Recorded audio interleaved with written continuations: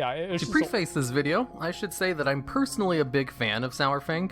Okay. He's one of the few Horde leaders in game that both Alliance and Horde members like, both in lore and with the general WoW player base. Okay. But therein lies his problem to an extent. Saurfang believes in his orcish honor and will never do anything to forsake it. Which, Yeah. sure, that's a great character trait for him to have. But Okay. because of this character trait of his, Blizzard is kind of forcing this ideal that anything he does is right, even though his idea of honor is vapid at best.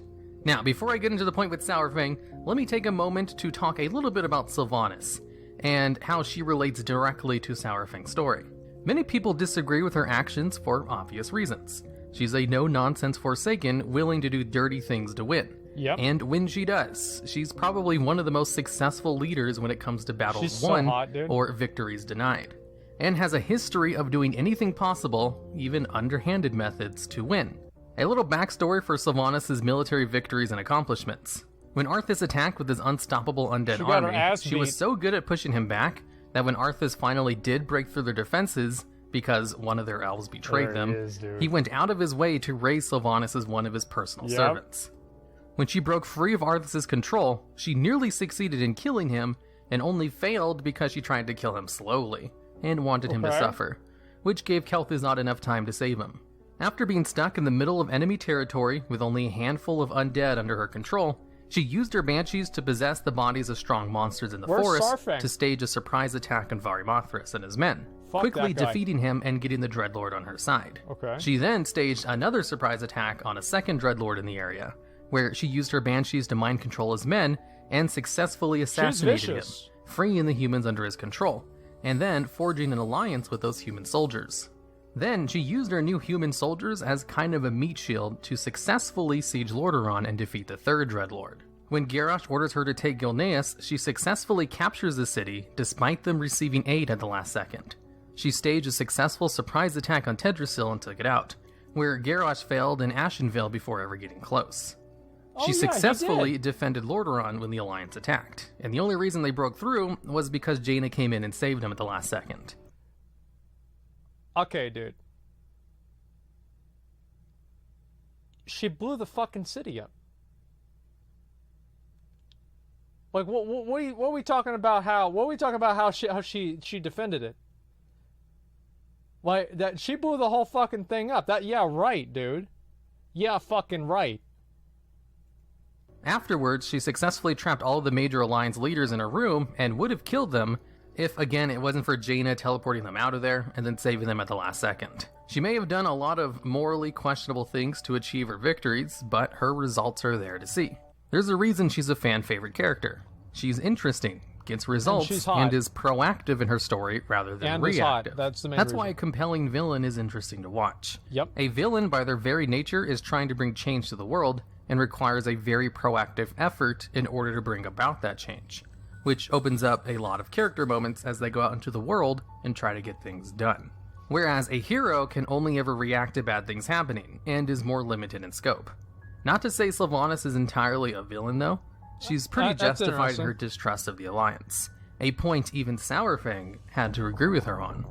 The Alliance has proved on multiple occasions that they act with aggression without provocation.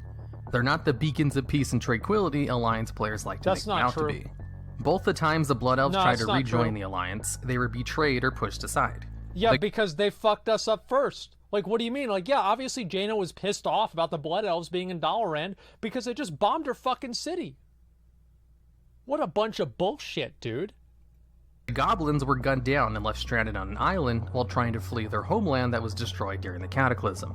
The Alliance fuck attacked them. a Tauren town full of innocent civilians merely to get a foothold in Horde territory. Yeah, of course. Again, Greymane defied orders and started a war with the Forsaken in Stormheim by attacking them. And of course, after first Because becoming she- a Forsaken, Sylvanas, along with her people, were hunted down and killed by the Alliance. Duh, because they're All this to fucking say, disgusting. Sylvanas is entirely justified in her war against the Alliance. No, dude. There are countries and No, cultures in dude. the real world that still hold grudges over things that happened to them hundreds or sometimes thousands of years ago by a group of people. Yeah, I wonder And the which bad countries things the those Alliance are. have done to the Forsaken aren't even that long ago.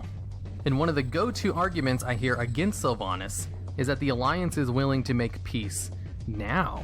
So she's just being a warmonger for the sake of it. which brings up the old case of intentions versus actions. People judge themselves based on their intentions, and others based on their actions. Okay. We all know that Anduin's intentions about making peace with the Horde were real, but the past actions of the Alliance tell a different tale. Sylvanas isn't judging Anduin and the Alliance based on their intentions, she's doing it based on their past actions.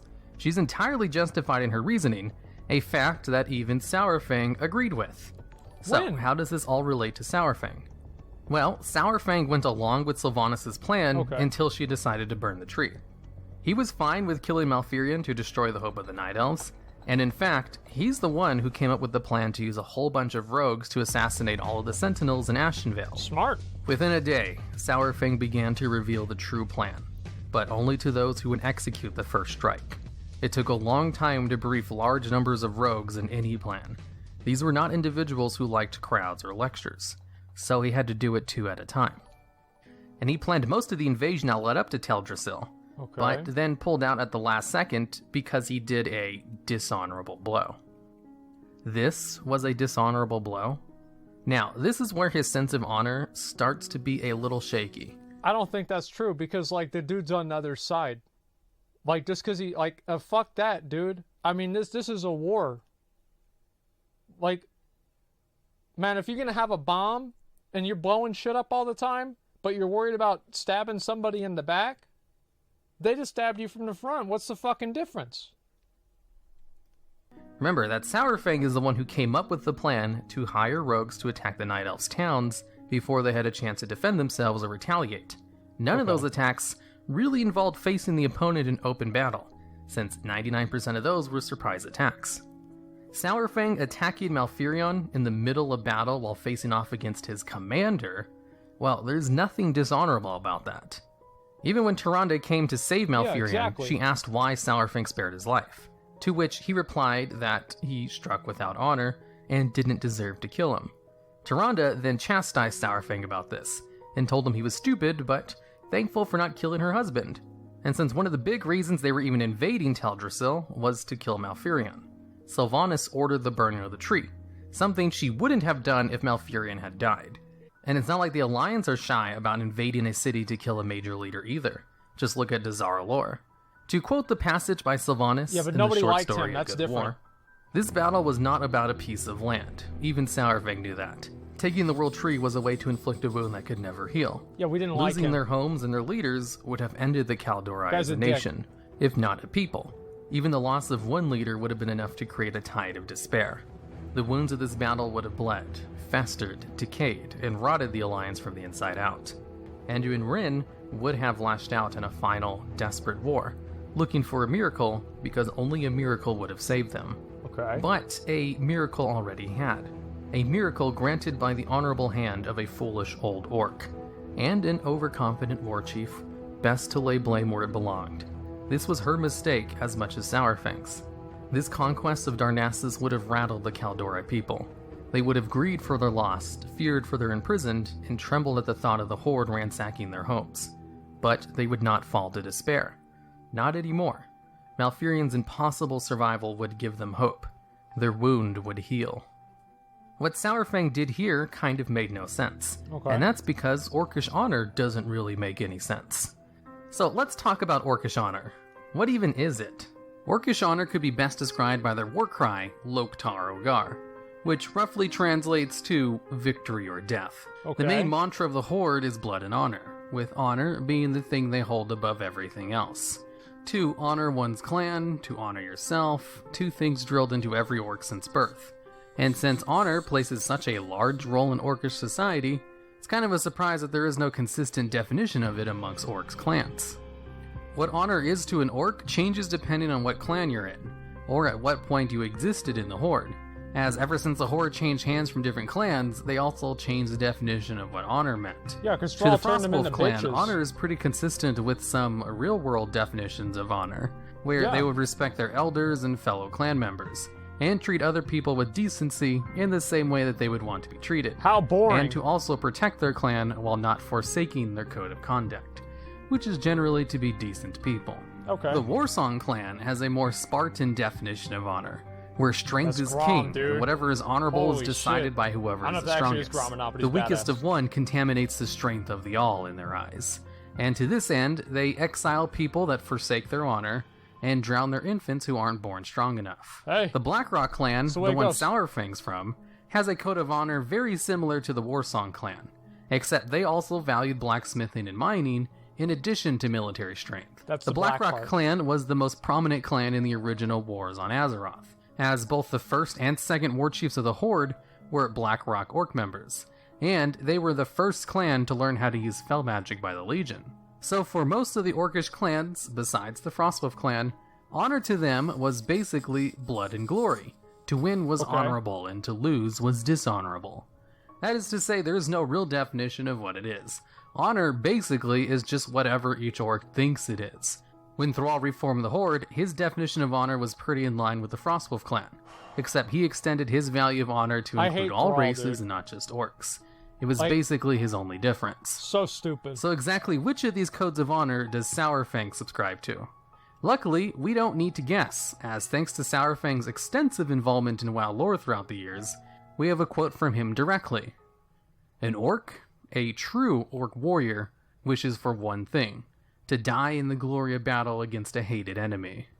His other quotes basically just talk about how you should never forsake your Oh honor. wow, that's him. But at the quote I just oh. read is a pretty good summation of what the opening of ideals the Gates of Saurfang AQ. has. His idea of honor Holy is a shit. more battle-oriented one that wishes for death on the battlefield, something that Saurfang thinks a lot about in the Good War short story. He's been through so many wars and has always come out alive, where many other people have died. Okay. And he's kind of envious that they got to die in battle. As a young orc, he had expected a quick, honorable death in battle. These days, he wondered if he was cursed to outlive everyone. That is kind of weird. Saurfang is obsessed with his honorable death, and before the battle for Lordaeron begins, he decides to basically commit suicide by walking into the Alliance army by himself. But they because stop in him, his yeah. mind, it would be an honorable death, as he would technically die on the battlefield.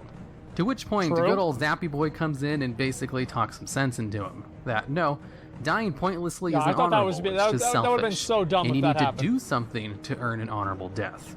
So later on, Saurfang compromises, and decides to get his honorable death by buying time for the Horde to retreat, and faces the well, Alliance that's army on his honorable. own.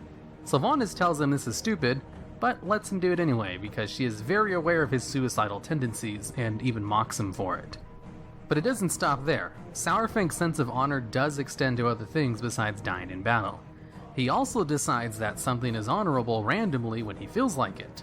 Take this quote from A Good War. He stood and brushed the dirt off his armor, shrugging away his aches and pains. Malfurion would recover, and when he returned to battle, he would make the Horde pay in blood. Saurfang was certain of it. Still, a great burden had been lifted from his soul. It felt right that Malfurion had survived. It felt honorable. Since Saurfang's sense of honor is arbitrary and something he makes up on the spot, that means Saurfang basically just does whatever he wants, and whatever he wants to do is honorable. Whatever he doesn't like is dishonorable. Yeah, I don't know, dude. Which means his sense of honor literally means nothing. It's just using the word honor to justify his feelings. You know who else had a huge sense of orcish honor? Let me show you this little scene from the Siege of Orgrimmar. Do you remember nothing of honor, of glory on a battlefield? Well, Garrosh was awesome. Parley with the humans. Well, Garrosh who was allowed awesome. warlocks to practice Fuck their yeah, dark dude. magics right Fuck under yeah. our feet. Garrosh was amazing. You are weak.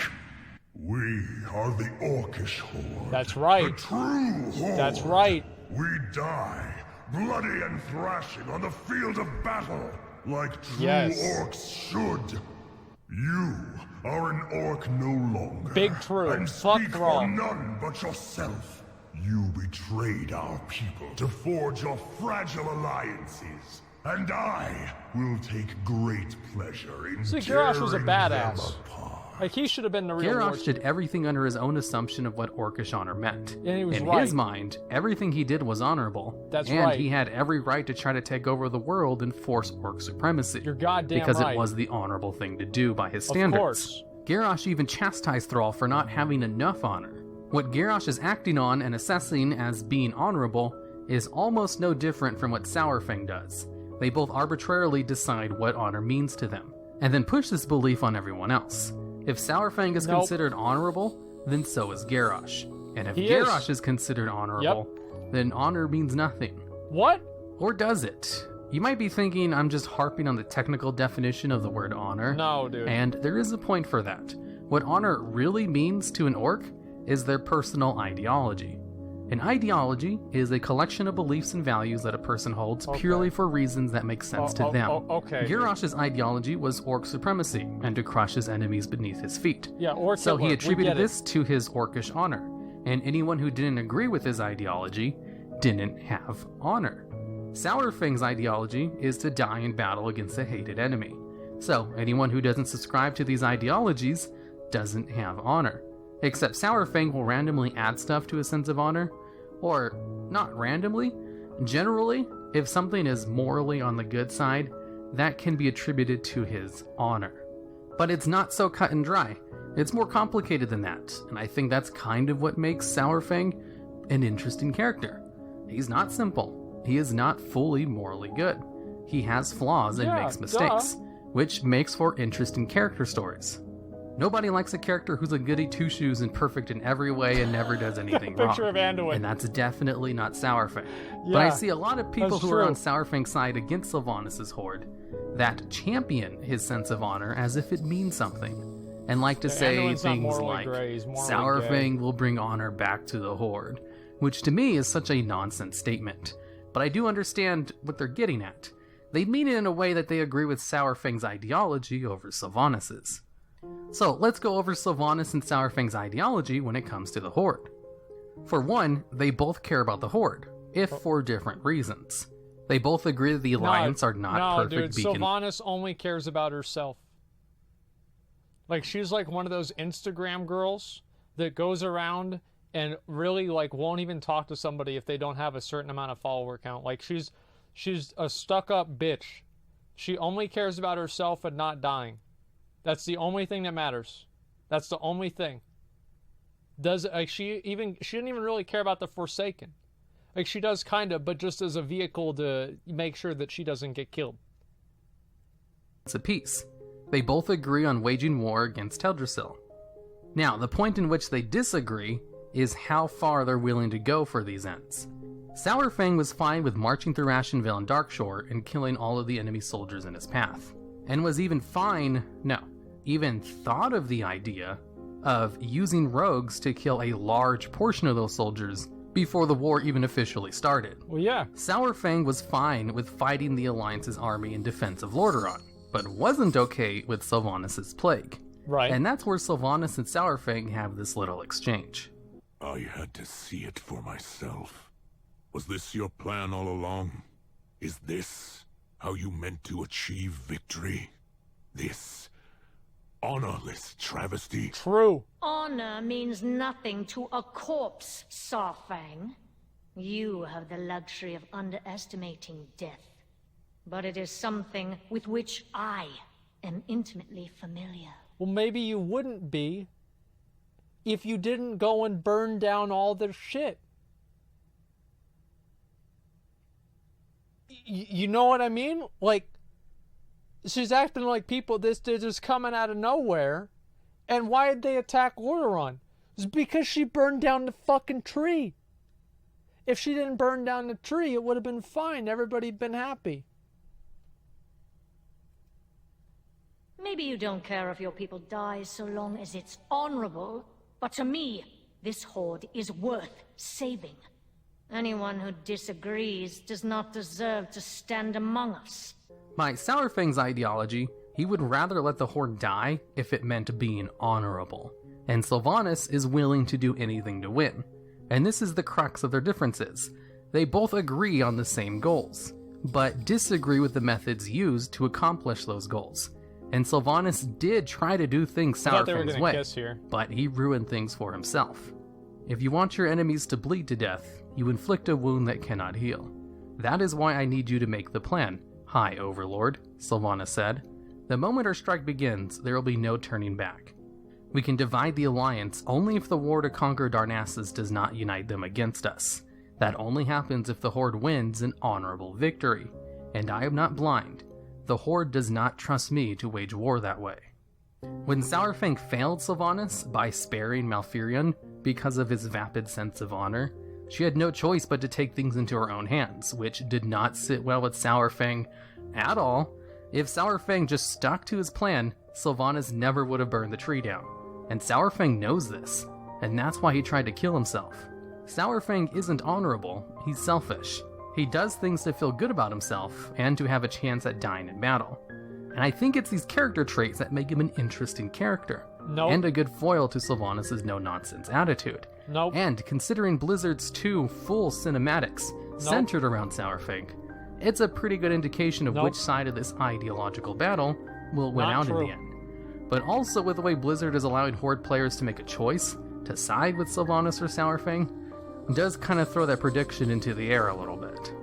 Saurfang is not honorable, and that's okay. Nope. Nope, that's bullshit. 100% bullshit. Sorry to say, guys, but that's 100% bullshit. Saurfang is the most honorable orc. All right? Everybody knows that. And anybody disagrees with that, it's just fucking wrong. That's the truth. They're just fucking wrong. Check the video date. It says March 31st. What about that? Why is Mr. Destructoid banned? Because people kept spamming it whenever the audio was like messing up, and it was really annoying. That's why I banned it. I banned it earlier. Sylvanas should, yeah. I mean, like, well, yeah. That's a good question. Like, if that's no, you think about this, dude. Just a second. So he's talking about that. Like, why didn't Sylvanas kill him? Like, if this was such a big deal, why didn't Sylvanas just do it right there? Wait, was she even there? Yeah, I mean, no, we'll just ban that emote too. Like, I mean, like, we'll just keep banning him until there's no, like, we'll just ban the other one. It's fine. But, like, listen, like, I don't know, man. I think it's kind of stupid. It definitely is. Yeah, no, he's very honorable. Okay, what up, boy? Yeah, I don't want people spamming that every single time it happens. He's completely right. You don't have any counter arguments? Well, yeah, I do. Like, I mean, here's the thing. Sylvanas caused all of the problems to happen. Like, she was the one that instigated the war. Like, everybody, like, think about it like this. You just got back from destroying a planet. You saved the world, and the first thing she's going to do is go fuck with the people that she just saved the world with. Like, yeah, of course they're going to be pissed off about it. Like, there's no reason to do that. She's instigating the entire thing. It's insane. An honorable orc is a dead orc. I don't know about that, man. The Alliance started the war. I don't know about that either. Honor equals morality or vice versa. I mean, like, you could maybe make that argument, but it's, like, really kind of hard to define that. Sylvanas wants the tree to be destroyed or their possession because of foothold for the Alliance. Yeah, it just sounds like bullshit to me. No, this is just the typical... This is typical propaganda. That's what it is. It's typical propaganda. Because Blizzard wants to keep pushing around this different agenda about Sylvanas not being a piece of shit. And everybody knows that we're going to end up killing her at the end of the expansion. Like, everybody knows this is going to happen. Like, is there any doubt? Like, how many people in here, like, genuinely think that we're not going to be ending the expansion by looting Sylvanas? Like, I mean, come on. Like, we all know this is going to happen. And it's not going to happen? No, okay. Yeah, it's a typical leftist, typical, Sylvanas propaganda.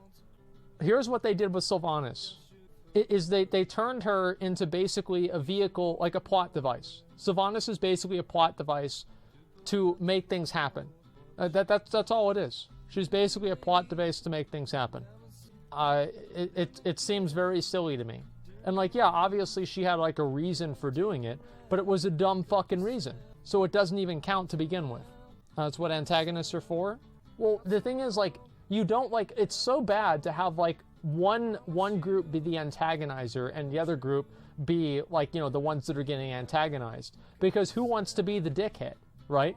It's like it's like in Warcraft 1 and Warcraft 2, the Horde were basically the fucking terrorists, and the Alliance was the USA. And then in Warcraft 3, they went back and they changed everything, and they're like, you know what, the Horde, they're actually fine, they were just on a drug rampage, and they're cool now. But this is the way that it used to be, right? They were just complete fucking assholes. And Sylvanas is going to be the next Illidan. I don't know, dude.